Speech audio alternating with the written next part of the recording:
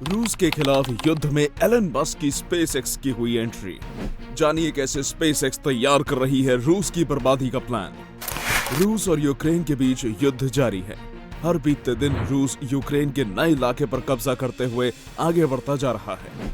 इस युद्ध को बहुत से एक्सपर्ट्स तीसरे विश्व युद्ध की शुरुआत की आशंका मान रहे हैं और उन्हें बस इस दिन का इंतजार है जब इस युद्ध में किसी तीसरे देश की एंट्री होगी।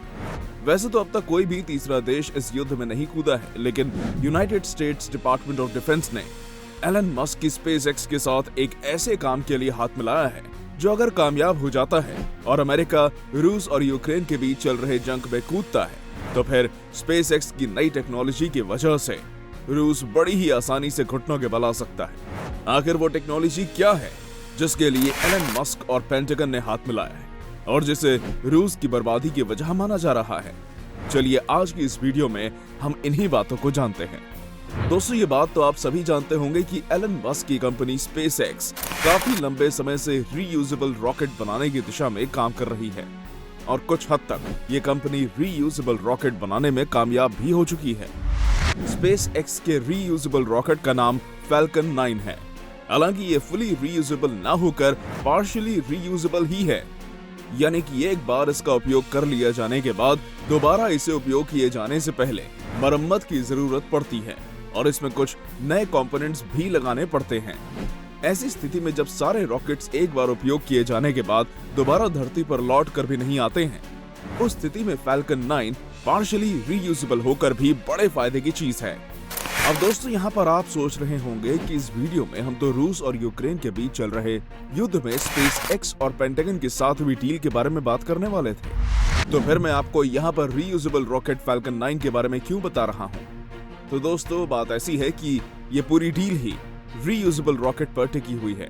फिलहाल फैल्कन 9 का उपयोग अंतरिक्ष में सैटेलाइट और दूसरी जरूरी सामान भेजने के लिए किया जा सकता है, लेकिन भविष्य की दुनिया का निर्माण कर रही स्पेसएक्स एक ऐसा रॉकेट भी तैयार कर रही है जिससे धरती पर ही एक जगह से दूसरी जगह पर सामान वगैरह भेजा जा सकता है।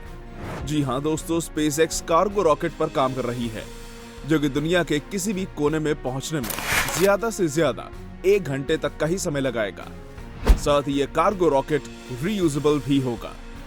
मौजूदा वक्त में कोई भी cargo airplane on average 870 kilometre per hour की स्पीड से ट्रैवल करता है।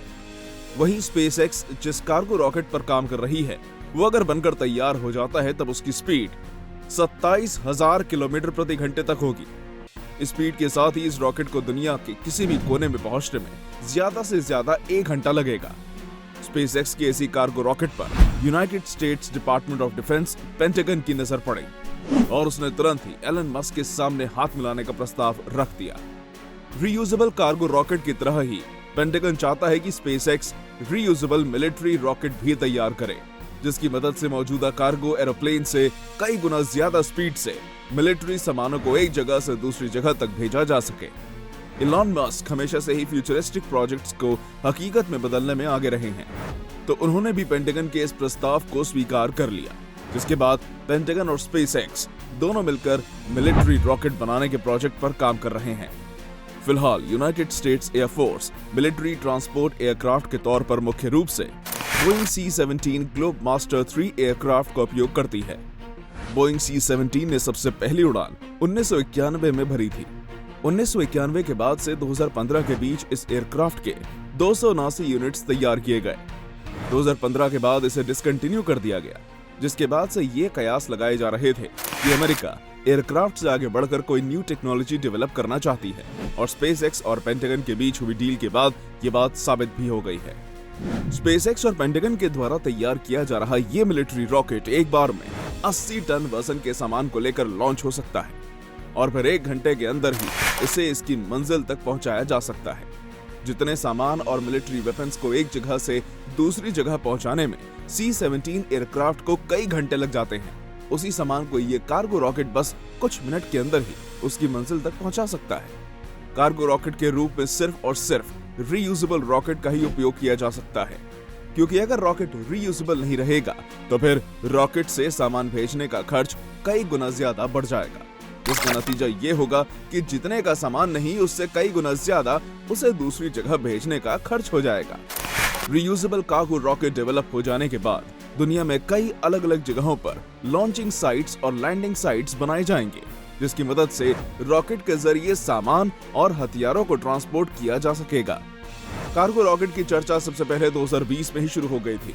चर्चा होने के बाद इसकी पॉसिबिलिटी और इससे होने वाले फायदों के बारे में देखा गया। 2021 में रॉकेट कार्गो प्रोग्राम के लिए पेंटागन ने स्पेसएक्स से बात की और फिर दोनों की सहमति के बाद रीयूजेबल कार्गो रॉकेट बनाने की घोषणा की गई। यूएस स्पेस फोर्स को इस प्रोग्राम का लीड सर्विस बनाया गया। 2021 में इस प्रोजेक्ट के लिए यूएस एयरफोर्स ने $9.7 मिलियन बजट जारी किया। फिस्कल ईयर 2022 के लिए पेंटागन बजट ऑफिस ने $48 मिलियन बजट की मांग की।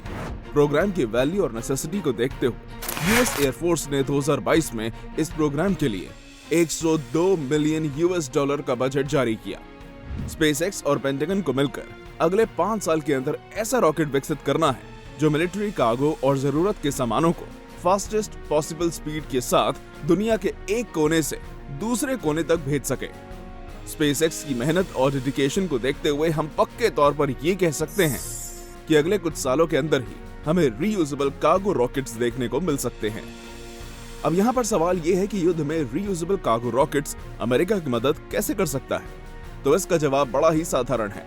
आज के समय में पानी के जहाज और हवाई जहाज दोनों ही तरीकों से सामान एक जगह से दूसरी जगह तक भेजा जाता है, लेकिन युद्ध के समय या किसी इमरजेंसी सिचुएशन में हमेशा हवाई जहाज से ही सामान भेजा जाता है। और इसकी वजह भी बड़ी साफ है, और वो है हवाई जहाज के द्वारा लिया गया कम समय। अब जब रीयूजेबल कार्गो रॉकेट्स विकसित हो जाएगा, तब यह हवाई जहाज से भी कई गुना ज्यादा स्पीड से सामान एक जगह से दूसरी जगह तक भेज सकता है। ऐसे में अगर अमेरिका की सेना किसी दूसरे देश में लड़ाई लड़ रही है, तब उनके पास काफी कम समय के अंदर ही एक से बढ़कर एक हथियार समेत जरूरत के सारे सामान भेजे जा सकते हैं। युद्ध के मैदान में जिस देश की सेना के पास ज्यादा आधुनिक और घातक हथियार हो, युद्ध जीतने की संभावना उसी की होती है। तो मुमकिन है कि अगर रीयूजेबल कार्गो रॉकेट्स विकसित हो गया, तो फिर अमेरिका इसके बलबूते पर किसी भी देश को धूल चटा सकता है। कार्गो रॉकेट्स की स्पीड का अंदाजा आप इसी बात से लगा सकते हैं कि जिस सफर को पूरा करने में हवाई जहाज को 8 घंटे लगते हैं, वो सफर ये रॉकेट मात्र 29 मिनट में ही पूरा कर सकेगा। मौजूदा वक्त में एलन मस्क जिस मजबूती के साथ यूक्रेन के साथ खड़े हैं, इसे देखते हुए हम कह सकते हैं कि अगर इन्होंने रीयूजेबल कार्गो रॉकेट्स विकसित कर लिए, तो फिर वो इसके जरिए भी यूक्रेन की मदद जरूर करेंगे। हाल ही में युद्ध की वजह से यूक्रेन में इंटरनेट सर्विस बंद हो गई थी। रूस की सरकार यूक्रेन में इंटरनेट सर्विस बंद करना चाहती है ताकि यूक्रेन की खबर यूक्रेन से बाहर ना निकल सके, लेकिन एलन मस्क ने रूस के इस मंसूबे पर पानी फेर दिया और अपनी satellite based internet service Starlink की सर्विस यूक्रेन में देनी शुरू कर दी। एलन मस्क की ओर से मिले इस मदद के लिए यूक्रेन के राष्ट्रपति एवं उपराष्ट्रपति ने उनका धन्यवाद भी किया। इसके अलावा एलन मस्क ने यूक्रेन में मौजूद टेस्ला के सभी चार्जिंग पॉइंट्स को भी यूक्रेन के सभी लोगों के लिए बिल्कुल फ्री कर दिया है, ताकि लोगों को कोई परेशानी ना हो। दोस्तों, आपको क्या लगता है, रीयूजेबल कार्गो रॉकेट्स की मदद से क्या अमेरिका रूस को धूल चटा सकता है? अपने विचार हमें कमेंट में बताएं। वीडियो अच्छी लगी हो तो इसे लाइक और शेयर जरूर करें और चैनल को सब्सक्राइब करना मत भूलिएगा। धन्यवाद।